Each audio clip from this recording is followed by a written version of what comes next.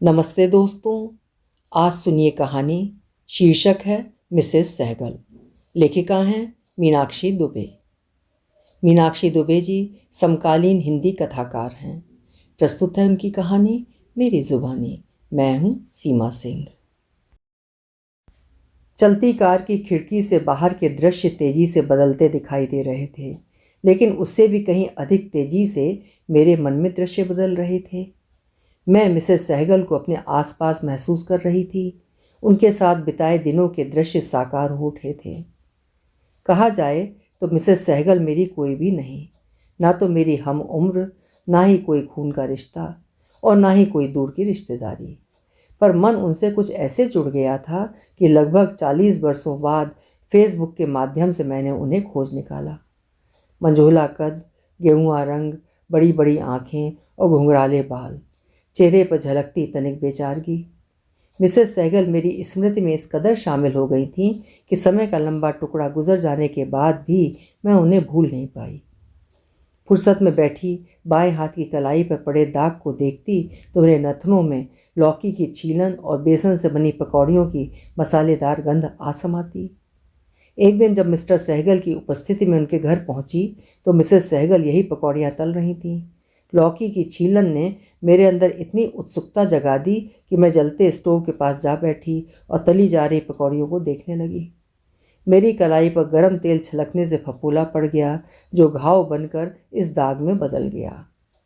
कभी कभी लगता है कि ये दाग महज दाग भर नहीं है, ये एक लंबी सुरंग पर रखे पत्थर की तरह है, जिसके हटते ही मन बरबस ही लंबी दूरी तय करके उस आंगन में जा पहुंचता है जहां मेरे जीवन के 5-6 बरस ही बीते थे।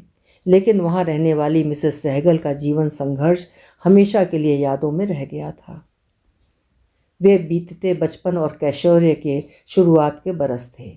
कहने को तो हमारे घर अलग अलग थे, पर घर तक पहुंचाती सीढ़ियां, बाहर का ओटला और पिछवाड़े का आंगन साझा थे। बस बीच की दीवार ही हमारे कमरों को अलग अलग घरों का दर्जा देती थी। ये दोनों घरों को अलग भले ही कर देती थी, लेकिन इसके दोनों ओर से कई तरह की आवाज़ें इधर से उधर और उधर से इधर आती जाती रहती थी। हल्ला गुल्ला, मौज मस्ती, रोना गाना, हंसी खुशी, सुख दुख, किलक सिसकी जाने अनजाने साझा हो जाते। मैं चार भाई बहनों में सबसे छोटी थी और उस घर में मुझसे 1-1.5 बरस छोटा एक बेटा था। ये बचपन का सहज औदार्य ही था कि उस सरल सहज दुबले पतले मासूम चेहरे में मैंने अपना छोटा भाई खोज लिया था और स्वयं उस घर की बेटी बन बैठी थी। अपनी गृहस्थी संभालती माँ अक्सर व्यस्त रहती और मेरी छोटी छोटी ज़रूरतें मुझे उस घर में सहज ही पहुँचा देती। पेंसिल छिलवानी हो, किताब पे कवर चढ़वाना हो, चोटी के रिबन बंधवाना हो, फ्रॉक के बेल्ट या शू लेस बांधने हो, मैं बेझिझक वहाँ पहुँच जाती और वे बड़े ही स्नेह एवं अपनेपन से मेरी मदद कर देती। वे मेरी पढ़ाई में रुचि लेती तो मुझे आश्चर्य होता, क्योंकि मैंने माँ और उनकी पड़ोसन सहेलियों को कभी पढ़ते लिखते नहीं देखा था। जहाँ मैं उस घर का हिस्सा बनती जा रही थी, वहीं मोहल्ले के दूसरे बच्चे उस ओर फटकते भी नहीं थे। वे उनके बेटे को किसी खेल में अपना साथी बनाने से भी कन्नी काटते। वो चिड़चिड़ा हो गया था। दरअसल मिस्टर सहगल बहुत ही स्वकेंद्रित थे। छोटी आंखें, घनी मूँछों वाले और चुप्पे से रहने वाले मिस्टर सहगल पास के कस्बे में नौकरी करने जाते। वे सुबह के गए, दिन ढले घर लौटते, साथ ही घर का सौदा सुलभ सब्जी भाजी भी खरीद कर लाते और अपने घर में समा जाते। उनकी ना तो ऑफिस में और ना ही मोहल्ले में किसी से यारी दोस्ती थी और ना ही बोलचाल। बस वे अपनी दुनिया में ही मगन रहते, ना तो घूमने जाते ही और ना ही किसी से बतियाते। मिसेस सहगल के रसोई घर की अलमारियों पर लगे साड़ी के रंगीन खूबसूरत पर्दे मेरा ध्यान खींचते और एक कोने में रखा बड़ा सा संदूक भी। ये संदूक भी उसी सुंदरता से ढका रहता। किसी पहरेदार की तरह एक बड़ा सा ताला इस पर लटकता दिखाई देता। इस संदूक के ऊपर एक कोने में एक केरोसिन स्टोव में लगने वाली पिन, माचिस कनीने से रखे रहते और दूसरे कोने में रसोई में काम आने वाले मंजे धुले बर्तन चमचमाते हुए अपने को काम में लिए जाने की बाट जोहते नजर आते। दशहरे से दिवाली के बीच 24 दिनों की छुट्टियां पड़ती। बरसात के बीतने पर उजली धूप घर आंगन में चमकती और बड़ी ही भली लगती। रंगीन स्वेटर, मफलर, टोपे, मोजे और शॉल धूप दिखाने के लिए रस्सियों पर सज जाते। छतों पर दरी, चटाई, तकिए, चादर, गद्दे, रजाई, कंबल फैलाए जाते। साल भर के उपयोग के लिए डिब्बों, कनस्तरों और कोठियों में भरे अनाज को भी खटिया पर फैलाकर धूप दिखाते। साफ सफाई, रंगाई, पुताई, सभी घरों में कुछ ना कुछ काम चलता रहता। मिसेस सहगल के घर की सफाई एक दिन में ही निपट जाती और वे दूसरे कामों में जुट जाती। वे सफ़ेद रंगोली को अलग अलग रंगों में रंगती और दिवाली पर रंगीन रंगोली सजाती। साथ ही खड़िया और गेरू से मांडने भी मांडती। हमारे साझा आंगन में बने तुलसी क्यारे को कंगूरेदार बनाती। तुलसी की माला के पुराने मोतियों को भी लाल, हरे, पीले रंगों में रंग कर सुंदर बना देती और पूजा की सजावट में इनका उपयोग करती।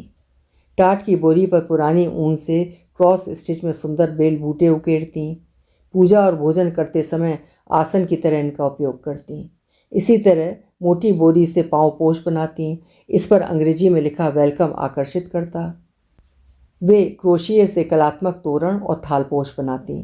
बेटे के छोटे हो गए 2-3 स्वेटरों और टोपों को उधेड़कर उसी ऊन से एक बड़ा डिज़ाइनर स्वेटर और टोपा बुन देती और आने वाली ठंड का स्वागत करती।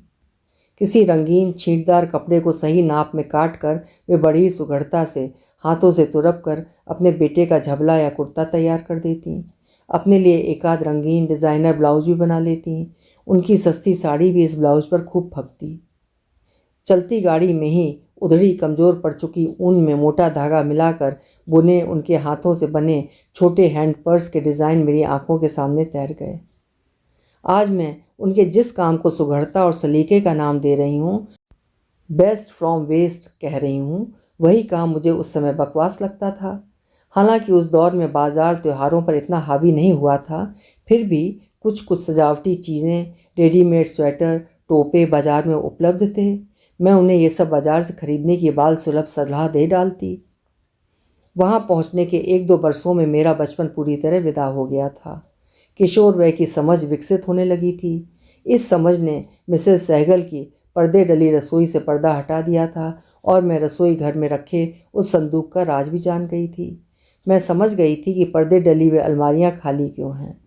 दशहरे से दिवाली के बीच की छुट्टी में उनके घर ज़्यादा काम क्यों नहीं होता। मिसेस सहगल लौकी, कद्दू की छीलन और केले के छिलकों से तरकारी बना लेने का हुनर कैसे जानती हैं। मैं जान गई थी कि मिस्टर सहगल की उपस्थिति में ही वो संदूक खुलता है। उस केरोसिन स्टोव में केरोसिन भी तभी डलता है। संदूक में बंद छोटी थैलियों में से वे जितना राशन निकालते हैं उतनी ही रसोई बनती है। रसोई बनने तक वे उसी संदूक पर बैठे रहते हैं। पहले मिस्टर सहगल भोजन करते हैं, फिर दोनों माँ बेटे।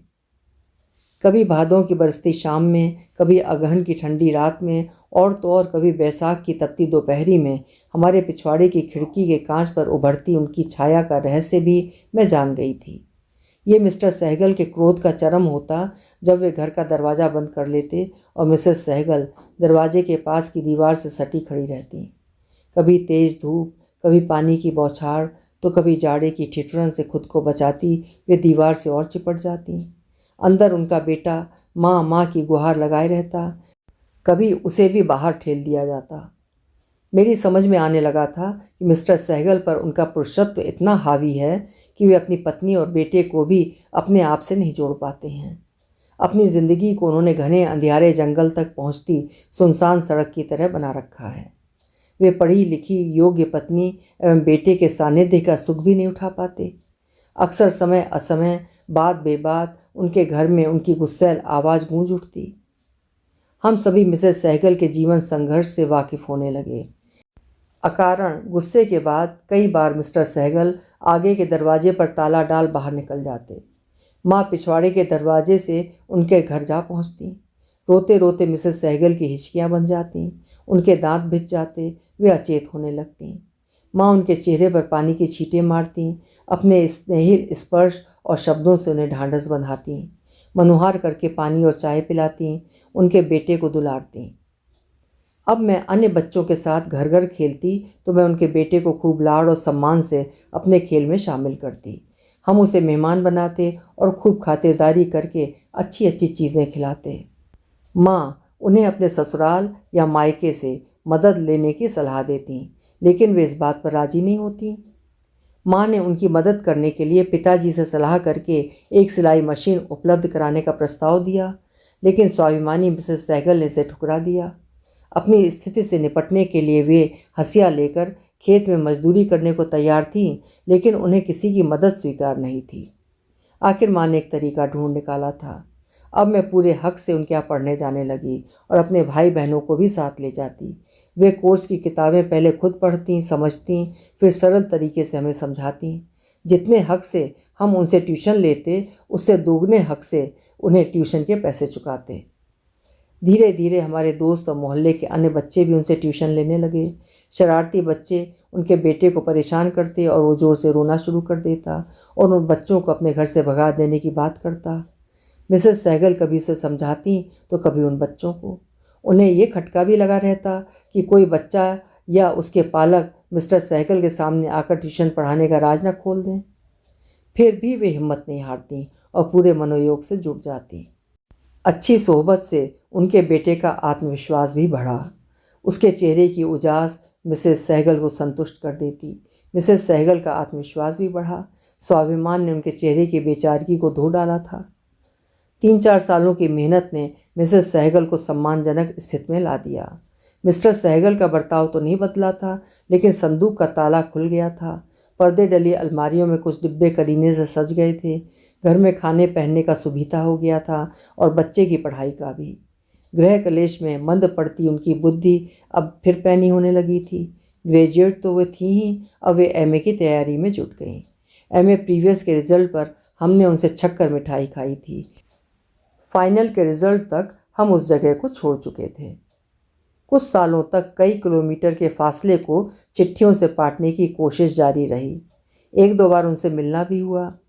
धीरे धीरे चिट्ठियों का क्रम भी टूट गया। हम भाई बहनों का जीवन भी नित नए रंगों में रंगता चला गया।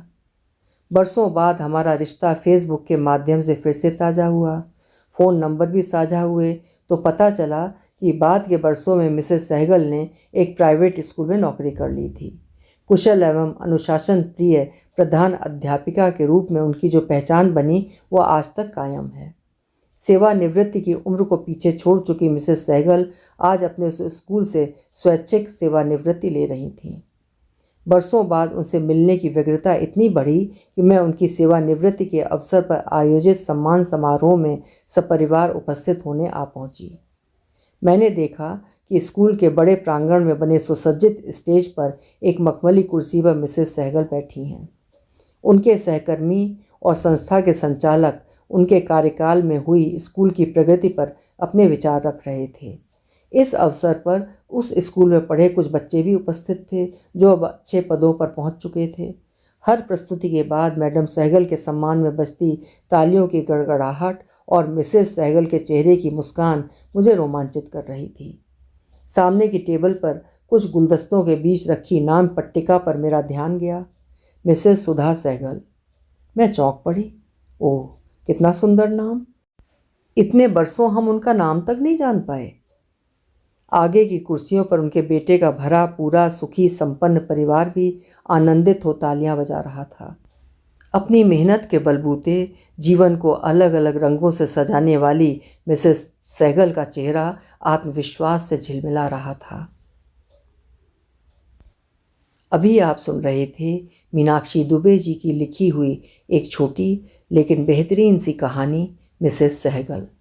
संघर्ष, गरीबी, अपमान और घरेलू हिंसा से जूझती एक नारी की अबला से सबला बन जाने की कहानी आपको कैसी लगी? कमेंट सेक्शन में अपने विचार ज़रूर लिखिएगा। कहानी पसंद आई हो तो लाइक और शेयर अवश्य करिएगा। चैनल अभी तक सब्सक्राइब ना किया हो तो आपसे अनुरोध है कि चैनल भी सब्सक्राइब कर लीजिएगा। कल फिर मिलेंगे। आपका समय शुभ हो।